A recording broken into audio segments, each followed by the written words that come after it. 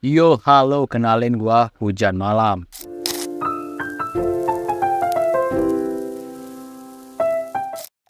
Indonesia Emas tahun 2045. Kalian pasti udah sering dengar lah slogan itu. Terus apa sih arti dari slogan Indonesia Emas tahun 2045? Jadi pada tahun 2045 nanti ketika negara berusia 100 tahun, Indonesia punya target untuk menjadi negara maju yang akan diwujudkan oleh generasi emas yang akan datang, yang harus mulai dipersiapkan dari sekarang. Karena jika kita menyanyiakan bonus demografi yang kita miliki sekarang, negara berkemungkinan tidak memiliki kesempatan lain untuk menjadi negara maju. Nah, di video kali ini gue akan membahas masalah-masalah apa sih yang masih harus dihadapi bangsa ini untuk menjadi negara maju pada tahun 2045.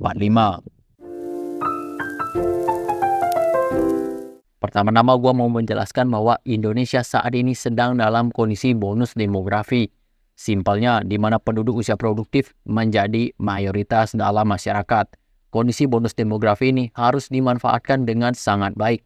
Jika seandainya negara gagal dalam memanfaatkan bonus demografi, maka ya udah, selesai, kita nggak akan pernah menjadi negara maju. Presiden kita, Bapak Joko Widodo, mengingatkan bahwa hanya memiliki waktu kurang lebih 13 tahun untuk menjadi negara maju. Jika gagal, maka Indonesia akan terperangkap selamanya dalam middle income trap. Nah, terus apa sih itu middle income trap? Jika diartikan ke dalam bahasa Indonesia, middle income trap adalah jebakan pendapatan kelas menengah. Secara garis besar, middle income trap adalah istilah yang mengacu kepada sebuah negara yang berhasil mencapai ketingkatan pendapatan menengah, tetapi tidak bisa keluar dari tingkatan tersebut untuk menjadi negara maju. Presiden Joko Widodo berbicara tentang puncak demografi di depan Persatuan Guru Republik Indonesia atau PGRI. Jokowi menekankan peluang itu harus dimanfaatkan sebaik-baiknya. Di tahun 2030-an, kita akan berada di puncak bonus demografi. Dalam peradaban sebuah negara, itu hanya sekali kesempatan diberikan biasanya.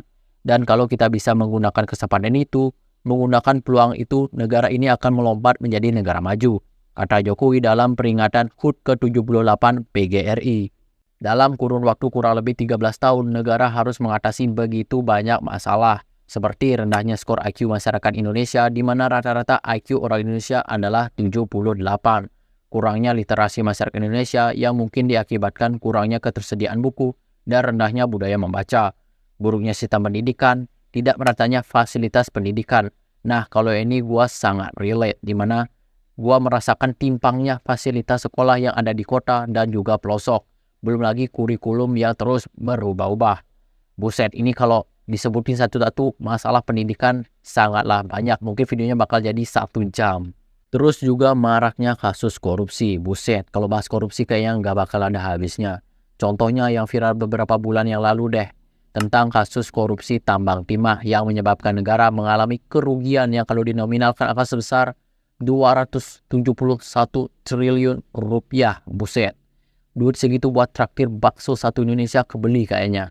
Banyaknya kasus-kasus seperti tadi membuat gua merasa bahwa kita tinggal di negara di mana para elitnya doyan nipu dan rakyatnya sangat gampang ditipu. Itu kayak paduan yang sangat serasi. Terus gimana sih supaya kita bisa mendapatkan label negara maju? Dalam melabeli suatu negara sebagai negara maju bukan berpedoman pada perhitungan pertumbuhan ekonomi suatu negara secara tahunan saja, melainkan didasari Gross National Income atau GNI per kapita. Artinya hanya mengukur pendapatan warga negara Indonesia sendiri tanpa memperhitungkan investasi asing langsung. Ukuran GNI per kapita pun pertumbuhannya selalu lebih rendah 1% ketimbang pertumbuhan ekonomi secara tahunan. Berdasarkan perhitungan Kementerian Perencanaan Nasional atau Bappenas, untuk bisa menjadi negara maju pada tahun 2045 dan lepas dari jebakan negara berpendapatan menengah, maka Indonesia membutuhkan pertumbuhan ekonomi per tahun minimal sebesar 6%. Maka realisasi pertumbuhan selama ini di bawah 5%, menurut Teguh masih jauh dari target. Nah, segitu dulu dari gua. Sebenarnya masih ada banyak hal yang pengen gua sampaikan, tapi otak gua males banget buat nulis skrip. Nah, setelah melihat banyak sekali masalah yang masih dihadapi negara ini, apakah kalian masih optimis untuk kemajuan bangsa? Kalau gua, walaupun agak pesimis, gua tetap berusaha yang terbaik untuk menghidupi mimpi bangsa kita, yaitu menjadi bangsa yang besar dan terhormat. Anjay. Ya, segitu dulu dari gua dan gua ucapkan terima kasih buat kalian yang sudah menonton.